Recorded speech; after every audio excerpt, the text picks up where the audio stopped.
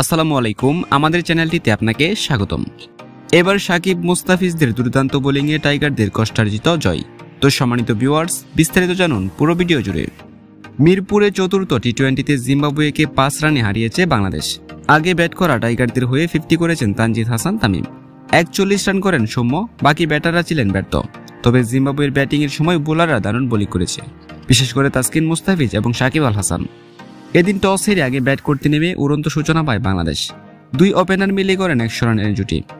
11তম ওভারে উদ্বোধনী জুটিতে 100 রান তুলে ফেলে বাংলাদেশ, যা টি-20তে উদ্বোধনী জুটিতে টাইগারদের হয়ে এটি তৃতীয় 100 রানের জুটি।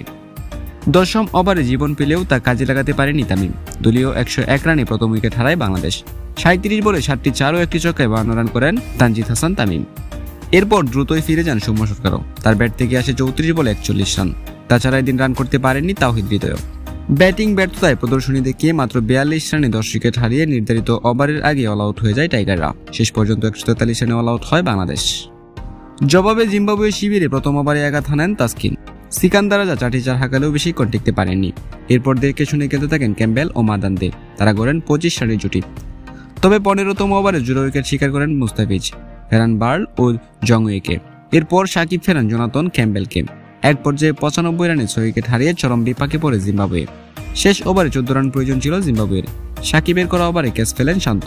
6 হাঁকিয়ে ম্যাচ জমিয়ে তুলেন মুজারব্বানী। পরের বলেই মুজারব্বানীকে ফেরান সাকিব এবং চতুর্থ বলে শেষ উইকেটটি ফেলে দিয়ে বাংলাদেশকে চমৎকার এক জয় এনে দেন সাকিব আল হাসান।